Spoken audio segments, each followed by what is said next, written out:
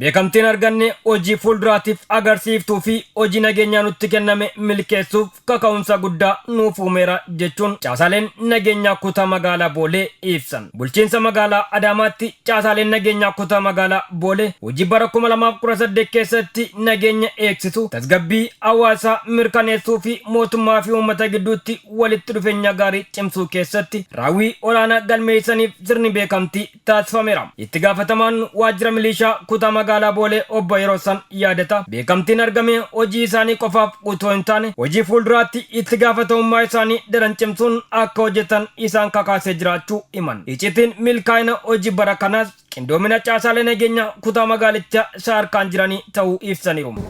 Kutaa magaalaa Boolee akka magaalaa Adaamaattis sadarkaa tokkoffaati. Iccitiin milkaa'ina keenya inni tokkoffaan qindoomina keenya.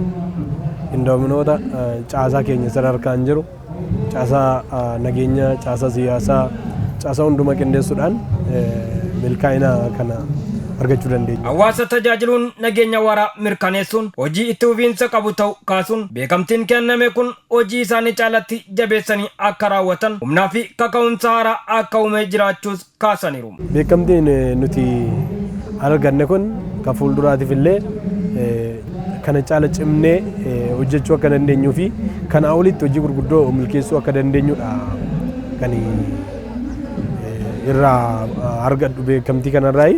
Inni lammaffaa waliigala garuu raawwii bara kanaatiin nuyi akka waajjira keenyaatti sadarkaa magaalaattis sadarkaa tokkoffaadha jechaadha.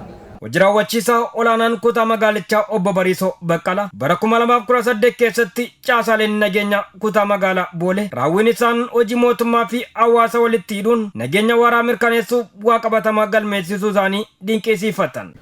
Gama nageenyaatiin yoo laallu akkuma beekamu duraan Boolee keessatti daa'ima fudhatu gaangistaratu jira. Kana olitti immoo hanna xixiqqaatu jira. Cuuphiidhaan nama waraanutu jira.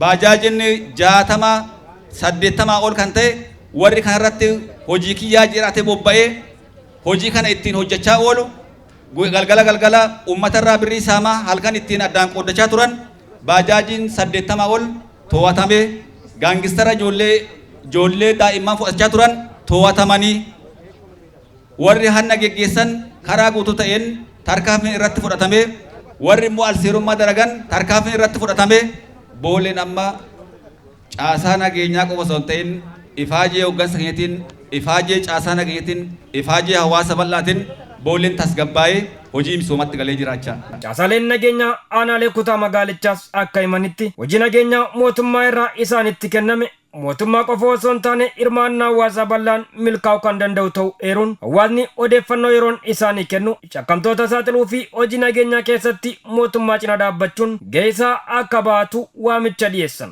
Nuti akka caasaa milishaatti caasaa waloo jedhamu wajjiniin caasaa waloo kan akka tiippechi, kan akka gaachana sirnaa, kan akka poolisii walii gala caasa waloo waliin qindoomneeti hojii kana kan hojjennu. Hojiin kun hin jalqabne malee xumura hin qabu. Kanaafis of duratti cimnee kana caalaa hojii bal'aa akka hojjechuu dandeenyu beekamtiin guyyaa irraa nuu kenname kun beekamtii guddaadha. Imaanaa guddaan nutti kenname. Kanaa olitti hojii nageenyaa mirkaneessuu akka dandeenyu wantoonni namatti mul'isan baay'eetu jira jechuudha.